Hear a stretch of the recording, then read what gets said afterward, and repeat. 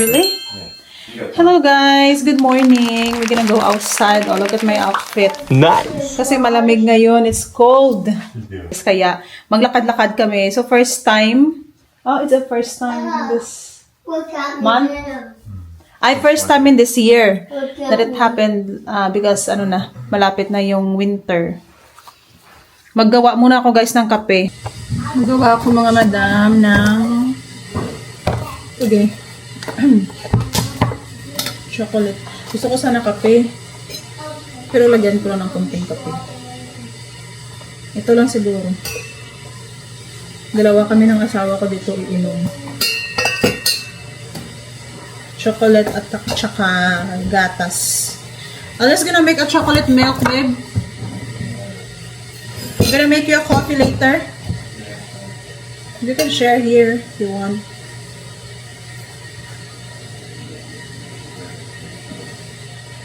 In spite of what I've been there. Hindi pa ako nakaligo. Umaga pa. Mamaya maliligo ako. Salamat pala sa binigay ng friend ko na jacket. Ang ganda. Nagamit ko talaga for winter. Nag-ano ako guys. Nagpapadry. Nagpapacold ako ng kutsinta. Kasi nagluto ako. So, may ayan may nag-order sa akin na kutsinta. Ngayon lang naman. Yan. Kutsinta at saka lumpia. Alas 6 pa lang guys, nagising na ako. 6:30 kasi gumawa ako nito. Para mapadry ko siya ng early. Kakaano ko lang to. Medyo nag-dry na. May konting tubig na lang. Maganda kasi maglakad sa labas. Pag malamig. Tapos nakaano ka, may kape, may gatas, strawberry milk yun sa kanya. Malamig. Hindi naman siya umiinom kasi ng mainit. Bata pa. Ay, mamaya yung kutsinta masarap. So loud, ha?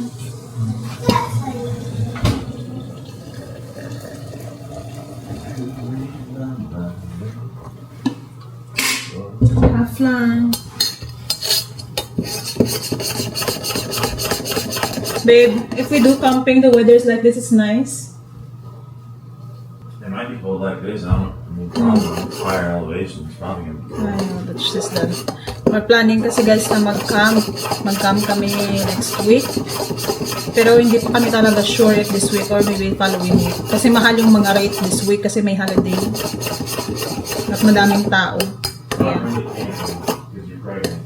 Lang, mag-rent na kami ng cabin. Or depende. May tent din siya.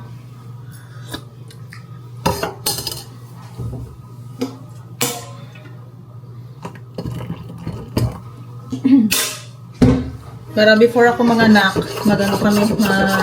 makagala muna kami. Kasi pag manganak na ako guys, hindi na kami agad-agad makakamping. Matagal-tagal pa. Tapos magluto ako ng chorizo kasi pinadalhan ako ng isa siyang owner, business owner na taga Texas. So pinadalhan niya ako ng chorizo di Cebu. So plano kong iluto mag-camp sa umaga, tapos itlog, Filipino breakfast. Yan, goods na. Hindi ko nilagyan ng sugar kasi may sugar na to ang humbly we bow and we pray. Let's go babe. Ay, yun guys, wow, lamig. May naglalaro pa ng ng pickable.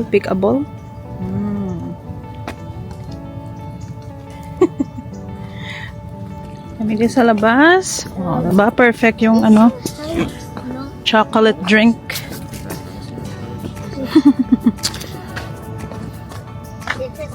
Cold. Ganda. Parang ako. Wait. Ayla. Takot akong init.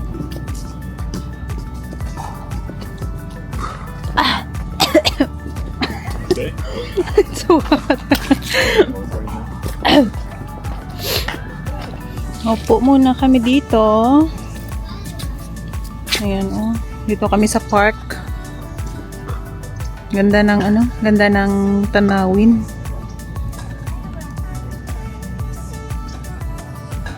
Dito muna kami mga madam sa sa park kasi maglalaro yung stepson ko. Laro sila ng tatay niya. Ayan, oh.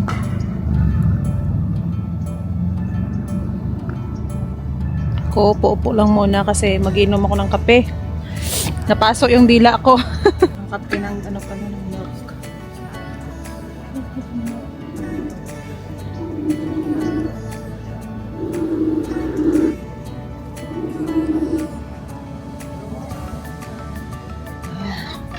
Yan. Hindi ko kaya. Tingnan ko na lang.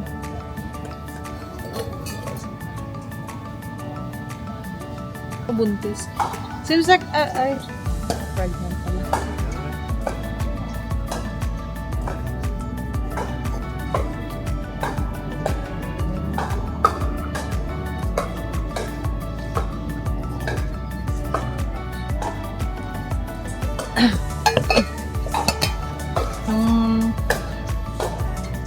Kukuha ng ng lumpia ako chinta. Mamaya pa naman mga alas 10. So, pa lang, 8:30. Uwi na rin kami mamaya ng bahay. Mabilis lang kami dito, guys, kasi malamig. No? Mga naglalaro.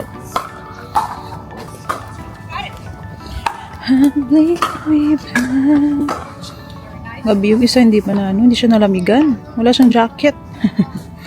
Hindi ko kaya.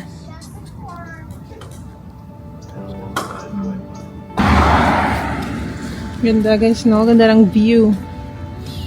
Ganda ng mga old houses na design.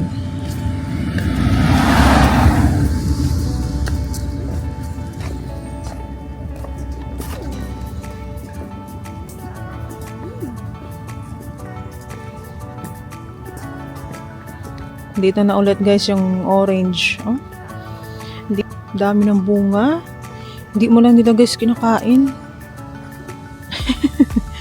Parang gusto kong kumuha ng isa. Pero sabi ng asawa ko bawal. And then meron silang lemon. May bunga din yung mga lemon. Ayan, nalalaglag lang. Sayang. Andyan pa yung isa. Hindi ko nila kinakain kasi mamatay lang. Wala. Rug fluttering. Oh, I know your face is cold. Maybe is it your Yeah. order a rug? Para pala sa Christmas, guys, na nalagyan ng tawag doon. Sa ilalim ng Christmas tree. Luto muna ako mga madam ng itlog. Breakfast time.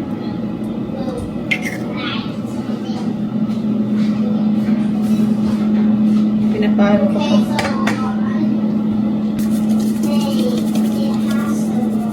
Salt.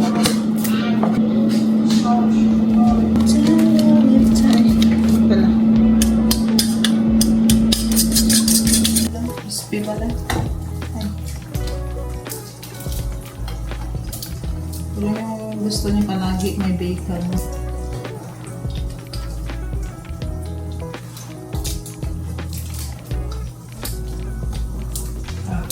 Naghihintay ako ng nag-order ng kuchinta. Mamaya andito na siya. Then, let's add some cheese. Sa akin naman, yung kanin ko, 4 days na yan.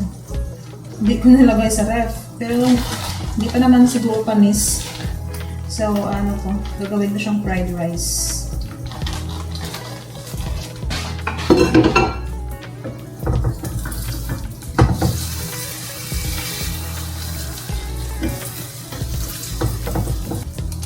Bakit nasisira? Ayan yung kanin ko, guys. Oh. Kung pwede pa po.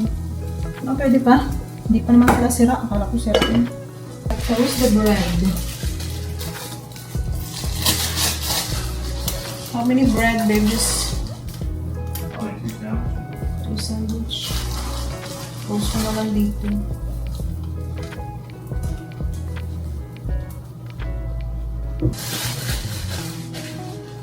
Yung coating.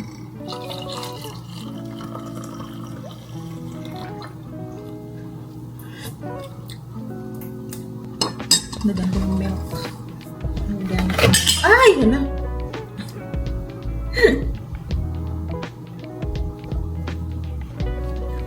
Oh, ingat. Naglag pa. Pwede na. Okay na to. Ito na yung kanyang breakfast, guys. Sarap na to. Maubos na niya to. Fried rice. Put my food and I still have something to do. Fried rice, so guys, hindi na ako nagigisa ng ano, ng garlic powder na lang yung nilalagay ko. Lagyan ko na lang ito ng garlic powder para mabango. Then,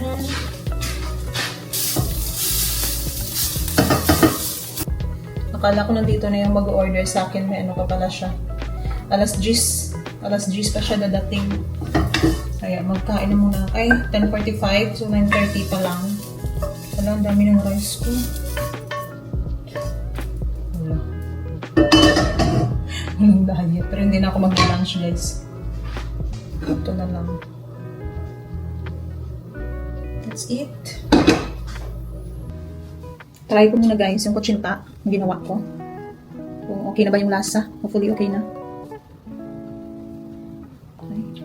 Hindi na siya dumikit. It's cute. Hindi ako naglagay ng anato seed. Ay, ng anato powder. Down na lang. Sarap. Hindi siya matamis. Ano lang, tamang-tama lang.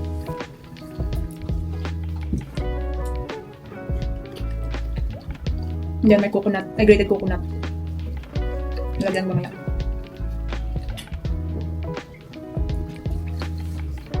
Cool. Ito medicine.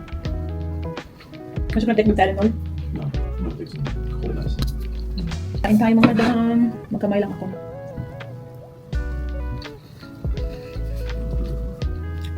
Glad I made up kutsinta. Perfect. Yeah, Like last time.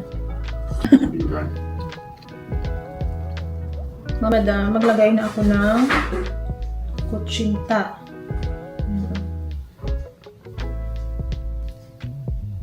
20 minutes na lang. Wow. Perfect siya. Last time kasi umulit-ulit ako. Binabad ko siya ng overnight. Makunat pala. Mas maganda pag ibabad overnight. Kasi mas nagiging makunat yung kanyang texture. Oh, no.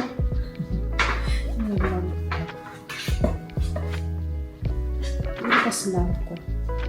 Dito ko lang ilalagay sa aluminum tray.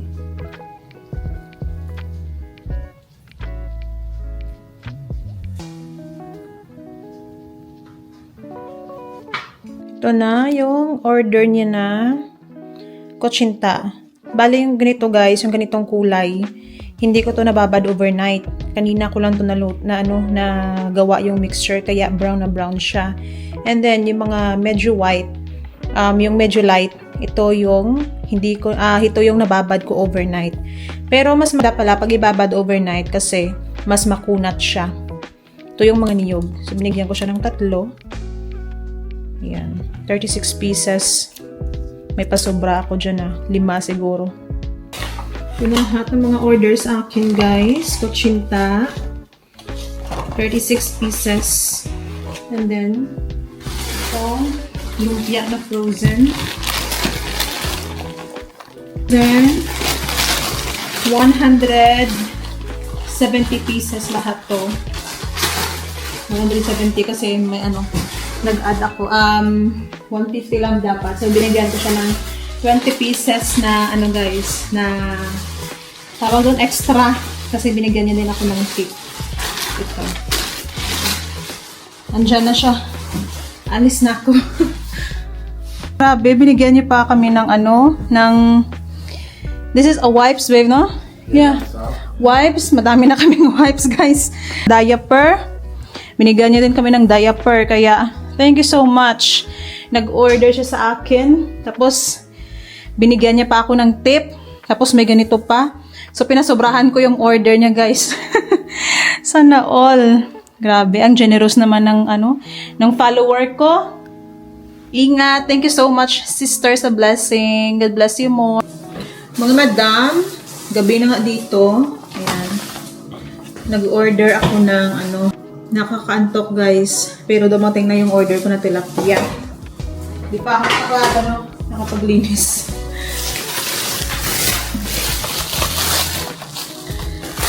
Buksan ko muna to. Parang inaasid ako. Kumain ako kanina ng cup noodles. Pero gutom pa rin ako guys. Kaya magluto ako ng ginataang tilapia. Meron so, wipi rin ako nag-order. Ano ito? Order ako ng Fresh Mama na coconut cream. Gata. Ano yung tiyangkuan? Lamig. Then, ito na yung aking lumpia wrapper. Buti nakapag-order ako guys. Before ako maubusan. 5 lumpia wrapper. Hanggang December na to. And then, wow. Alam, laki pala ng tilapia. Grabe naman ito na tilapia, guys. Alam, gusto. Laki-laki. Isang tilapia lang lulutuin ko. Laki pala. Pero nalinisan na siya, ha? Ayan, frozen. Pa, guys, tilapia. Isang tilapia lang lulutuin ko kasi bukas. Ay, paano ko na yun ulam? 2 araw. Half ko lang. Hindi naman bawal sa buntis yung tilapia na search ko. Maganda nga yung tilapia. Hindi siya high in mercury. May mga isda na nga na high in mercury. Mga salmon yun. Pero yung tilapia hindi. Healthy siya sa buntis. Magprito na muna ako guys ng tilapia. Ito na yung tilapia guys, oh.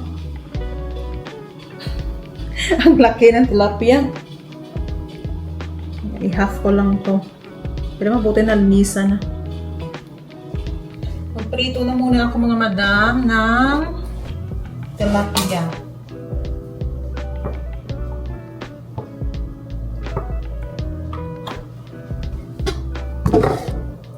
Last time pa kasi ako nagsuscroll. Tapos na timing nakita ko to.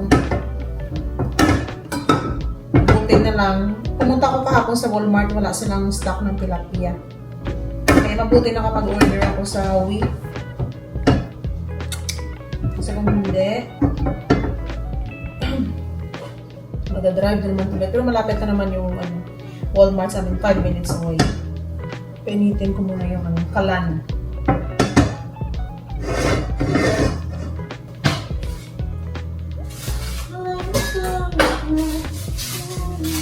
Of course, burrito na naman guys. Yan lang kasi palagi. Yan naman yung kakainin niya. Kanina nagluto ako ng grilled cheese. Then ngayon, maggawa ako ng burrito. Pero hintayin na lang ako natapos ko kung food. Ay, ito na yung aking rice. Sa wakas. Ay, mainit na. Meron akong kakalimutan ko talaga. Makakalimutin na. Pala, chili or wala yung tiyan ko. Katumbal.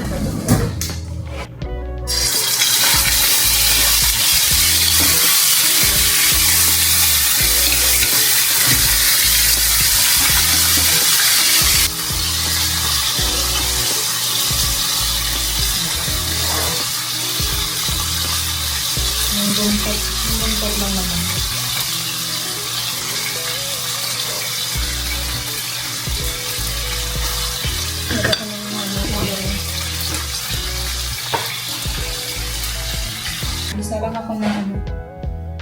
bawang,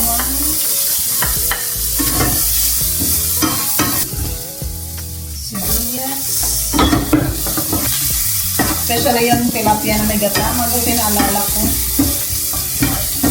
Then, ginger. Para malagsa.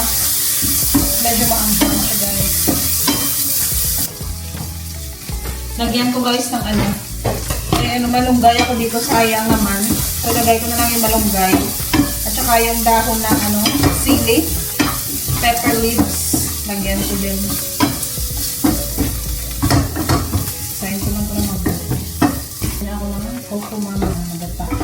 Low fire ko lang. Ayan, nasunog yung nagata.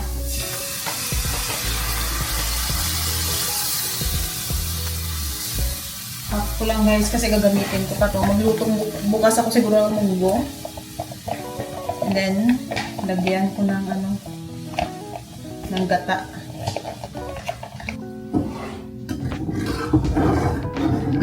Lapot. Lagyan ko ng garlic powder.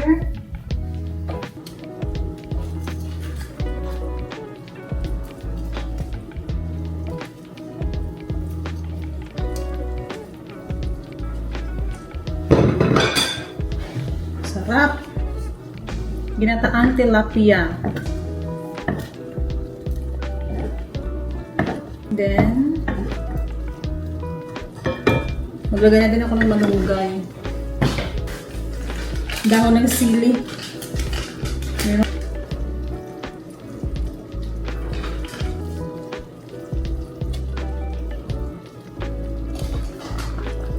Para mas masustansya.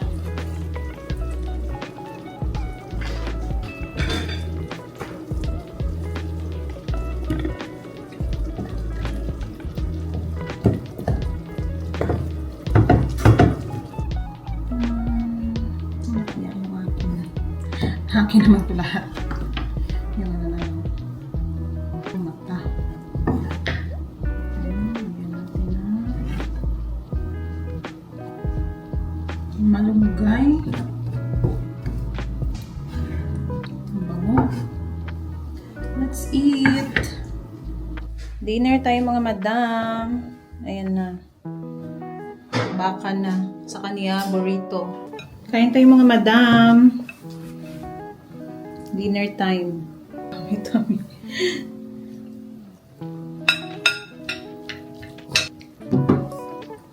Bang.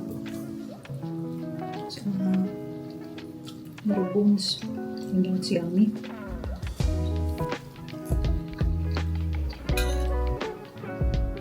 Almost a year. I never eat this. Yeah, maybe it's 1 year. It's been 1 year. Tilapia with coconut milk. You should try it. I'm allergic with it.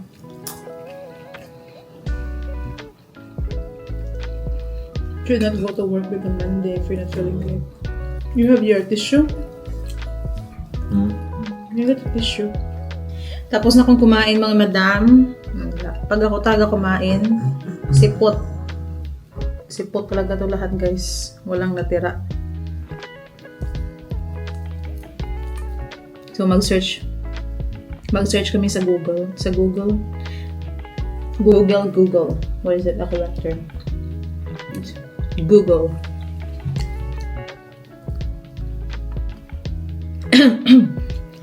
Mag-search kami guys sa may letter W, yung unang name.